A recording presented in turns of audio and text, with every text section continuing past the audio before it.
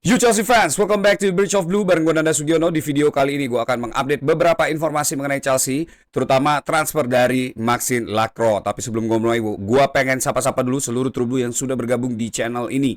Ada True Blue dari Jawa Barat, True Blue dari Jawa Timur, dan True Blue dari Jawa Tengah. Terima kasih untuk kalian semua yang sudah bergabung di channel ini dan selalu setia meramaikan kolom komen di bawah. Respect dari gue, sehat selalu untuk kalian semua. Dan untuk kalian yang baru join, jangan lupa untuk klik tombol subscribe, nyalain loncengnya, bantu gue buat sampai ke 10.000 subscriber. Kalian juga bisa bantu gue dengan memberi hype di video ini supaya makin banyak True Blue yang bergabung di channel ini.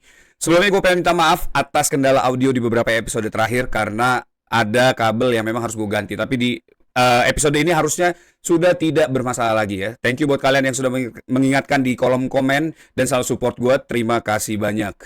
Piala Dunia sudah berakhir dan Spanyol dipastikan sebagai juara di gelaran kali ini untuk 4 tahun ke depan. Setelah di partai final berhasil mengalahkan Argentina dengan skor 1-0, pertandingan yang sangat berat sebelah. Argentina hanya menciptakan 2 shoot on goal dan penguasaan bola total dikuasai oleh Spanyol di pertandingan partai final.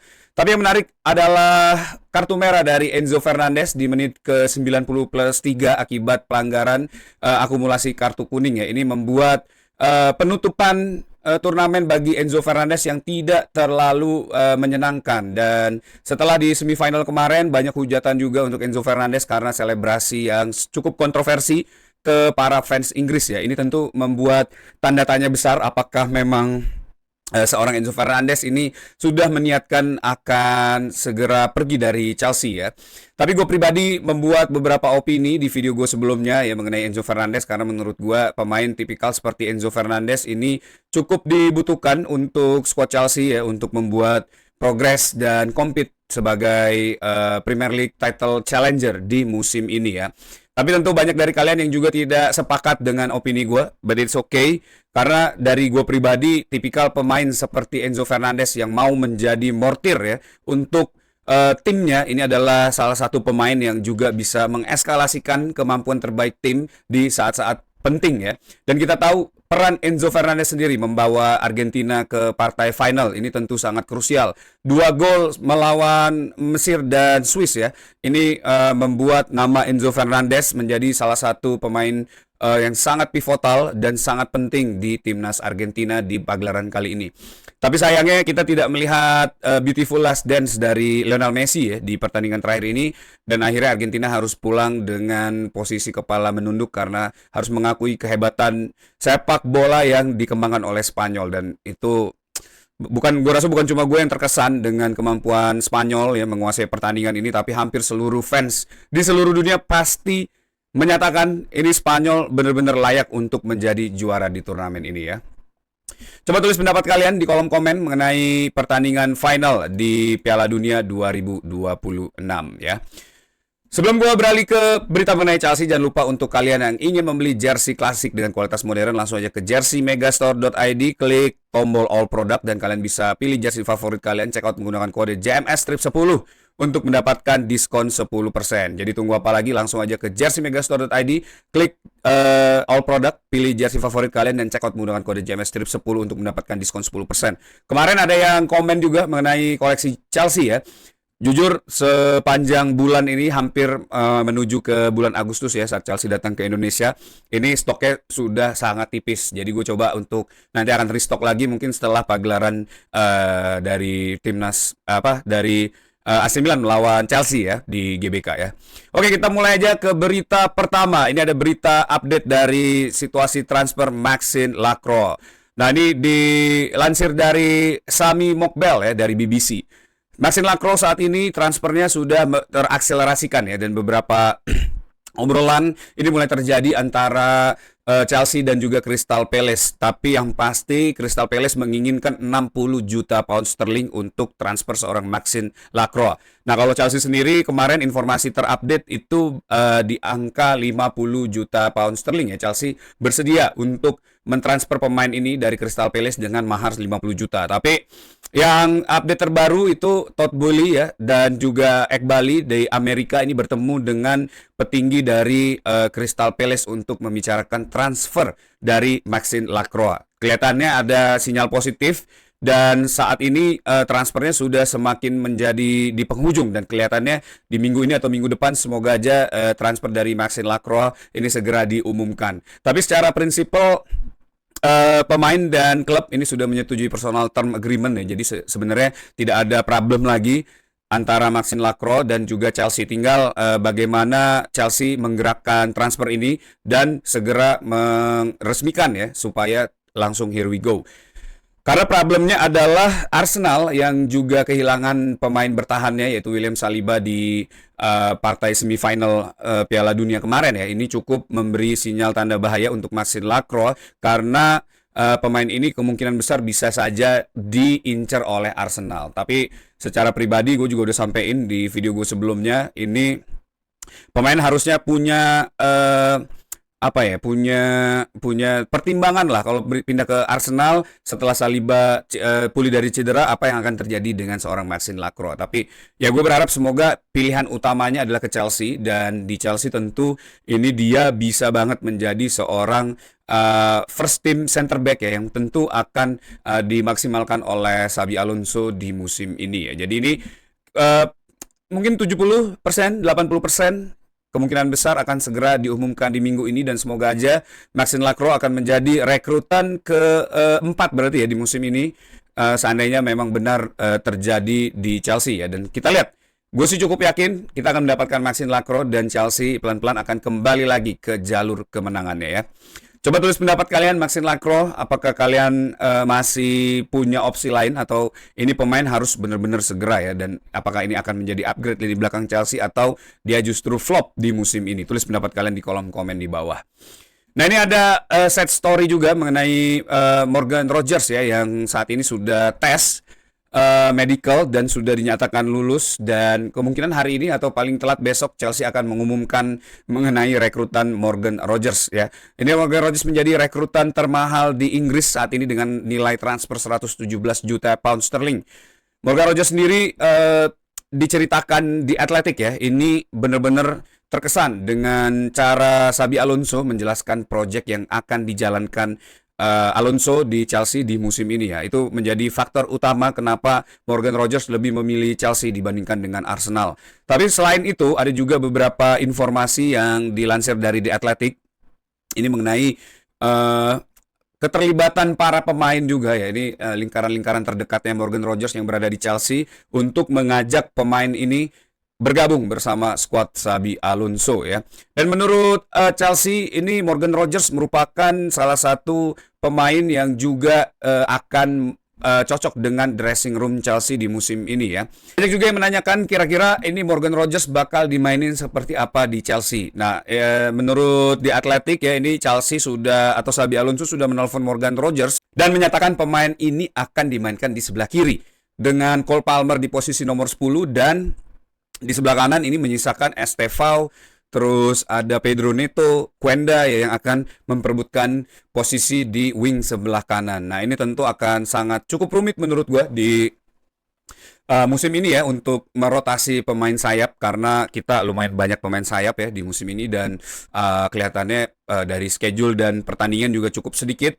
Jadi ya semoga aja nih Xabi Alonso mempersiapkan skuad ini dengan sangat berhati-hati ya. Jadi tidak ada lagi nanti konflik-konflik yang bisa terjadi di dalam perjalanan Chelsea untuk menjuarai Premier League di musim ini ya.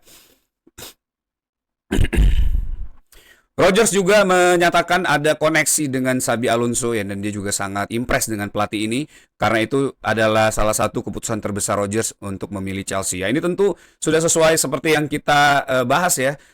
Dibandingkan memilih seorang Arteta, pasti Morgan Rogers yang juga memiliki kualitas dan mentality champion ini pasti akan lebih memilih pelatih yang memang sudah berpengalaman, sudah jelas track recordnya ya, dan juga jauh lebih possible dan memungkinkan untuk mengupgrade kemampuan dia di Chelsea ya. Ya.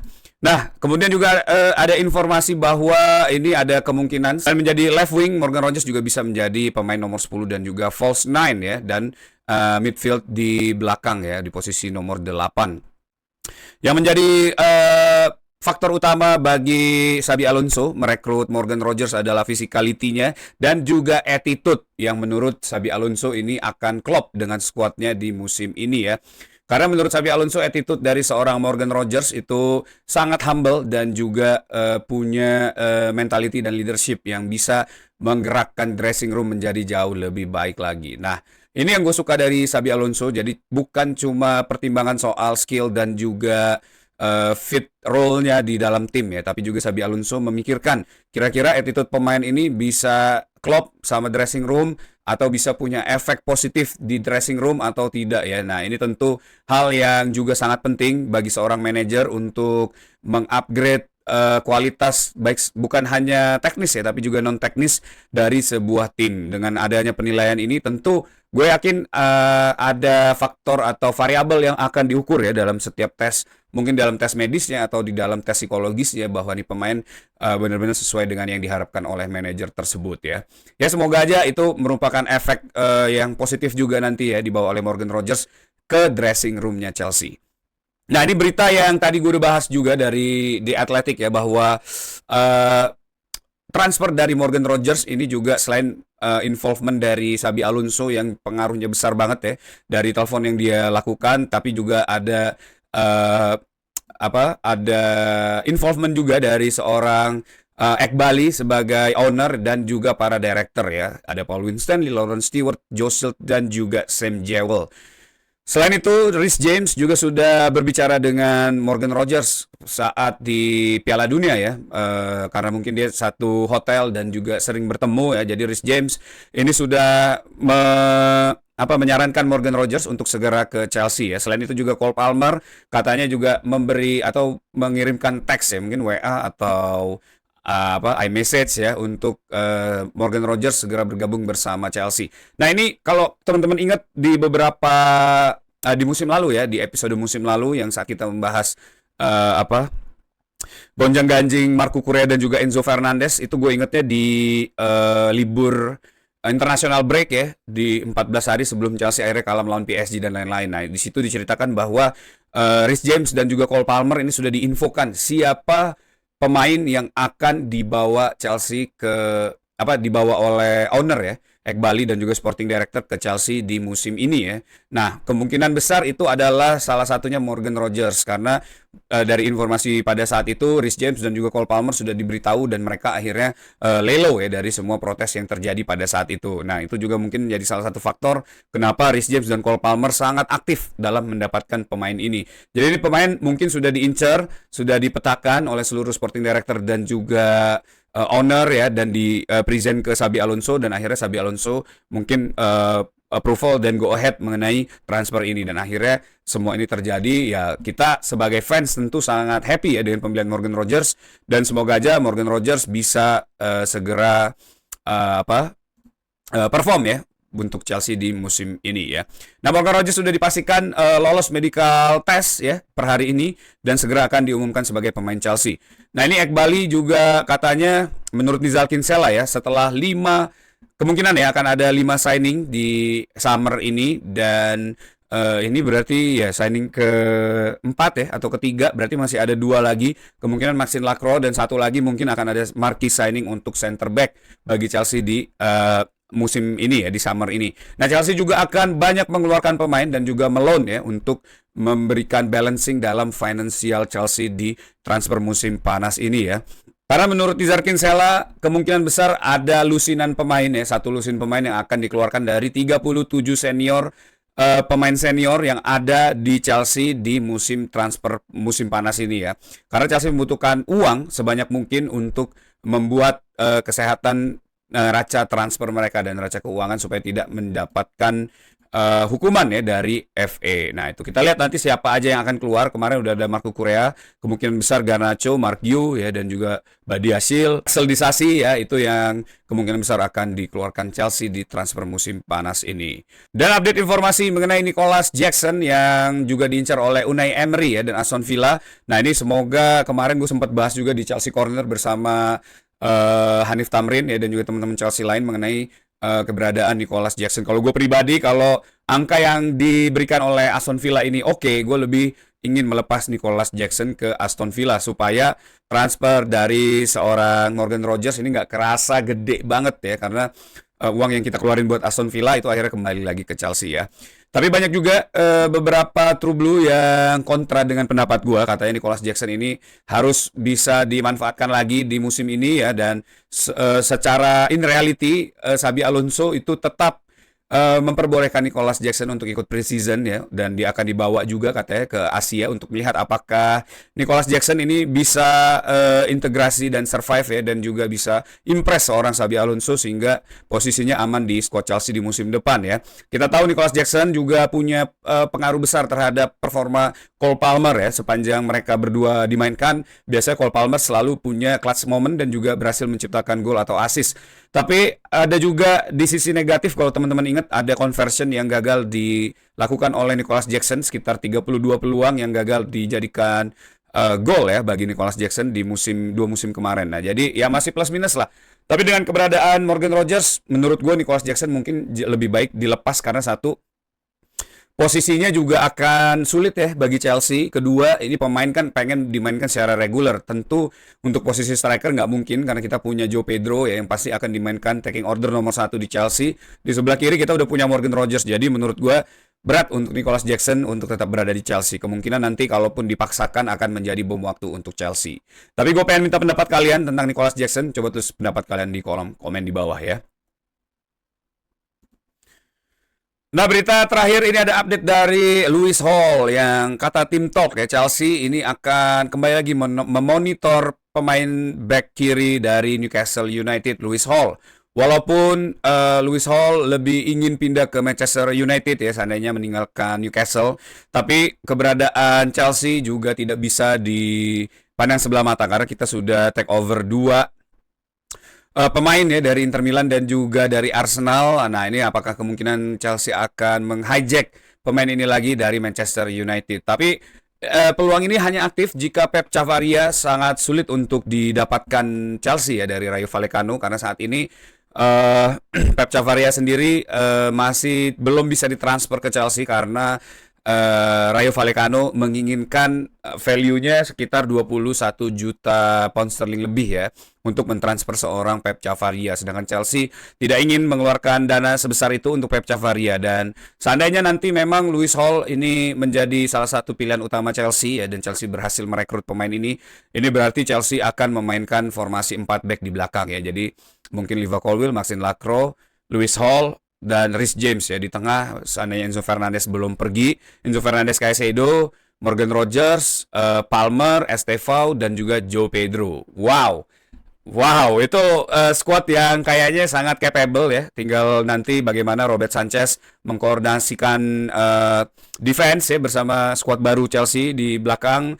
Dan ya gue cukup optimis Chelsea bisa thriving di musim ini ya. Mungkin menjadi title contender di bawah Xabi Alonso. Coba tulis pendapat kalian mengenai formasi Chelsea yang tadi gue sebutin. Kalian optimis atau menurut kalian Chelsea akan tetap memainkan, atau Xabi Alonso akan mencoba memainkan 3 back di formasi Chelsea di musim ini? Tulis pendapat kalian di kolom komen di bawah. Oke, that's it video for today. Thanks for watching guys. Buat kalian yang suka sama video ini, jangan lupa untuk klik tombol like, share juga supaya makin banyak True Blue yang tahu mengenai informasi ini. Dan yang paling penting adalah subscribe channel ini, nyalain loncengnya, bantu gue buat sampai ke 10.000 subscriber. Kalian juga bisa bantu gue dengan memberi hype di video ini supaya makin banyak True Blue yang bergabung di channel ini. Terima kasih untuk kalian semua yang sudah menyaksikan video ini sampai akhir. Tetap dukung Chelsea. Once Blue, up to Chelsea.